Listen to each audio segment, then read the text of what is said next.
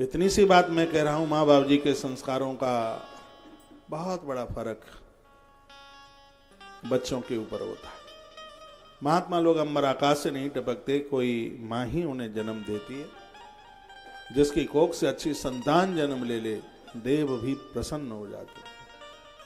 आपकी औलाद बहुत अच्छी है, कभी ये मत कहना हम गरीब हैं, पैसा आज है कल नहीं रहेगा। पैसों से धनवान और गरीबी का आंकलन नहीं किया जा सकता। लोगों के संस्कार मजबूत होने चाहिए। ध्रुव की कथा है, हमें यही संदेश देती है। सबके बच्चे ध्रुव बने। बच्चे घर से बाहर जाएं तो भगवान को प्रणाम करके, माँ बाप जी के चरण छूकर आशीर्वाद ले। घर में आए, प्रवेश करें तो सीधे घरवाली के कमरे में ना घुस जाएं। माँ बाप जी उन्हें प्रणाम करें, हाथ पांव मुंह धोएं, भगवान को प्रणाम करें,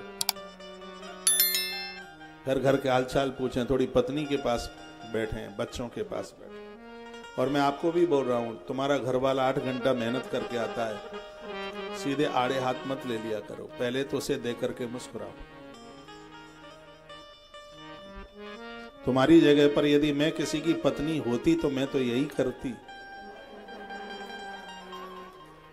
घर में पति आवे तो पहले उसको देख के मुस्कुराइए, और आप ठीक हैं, बैठिए, मैं पानी लाती हूँ, पानी हाथ में दे दीजिए, मैं अभी चाय बनाती हूँ, यदि चाय पीते हैं तो। मुस्कुराहट से भरा हुआ जीवन हो। ईश्वर ने बड़ी कृपा की है, जीवन मिला है। सच मानिए 1 करोड़ वर्ष तक ये जिंदगी मिलेगी नहीं मिलेगी, 1 करोड़ साल तक नहीं मिलेगी ये जिंदगी। जो जीवन प्रभु की कृपा से मिल गया है, ये भागवत कृपा से जीवन मिला है। दुर्लभो मानसो देहो देई नाम क्षण भंगुरा, भागवत कहती है। शरीर का पता नहीं है कब तक है, इसलिए अलौकिक जीवन जीना आरंभ कर दो। घर में झगड़े नहीं, घर में 3 चीजें होनी चाहिए। सुनिए, जगन्नाथ भगवान की व्यासपीठ से बोल रहा हूं, सत्य, प्रेम और करुणा।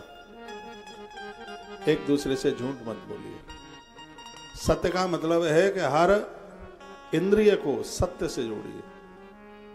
कानों को सत्य से जोड़िए, बुराई मत सुनिए। आंखों को सत्य से जोड़िए, बुरा मत देखिए। जिह्वा को सत्य से जोड़िए, गलत मत बोलिए। टांगों को सत्य से जोड़िए। सत्य सिर्फ जीव से ही पालन करें नहीं, हर इंद्रिय से सत्य का पालन होना चाहिए। और दूसरा है प्रेम। परिवार में एक एक के साथ में आप प्रेम कीजिए, स्नेह कीजिए, मधुर भाषी बनिए। प्रेम का साम्राज्य।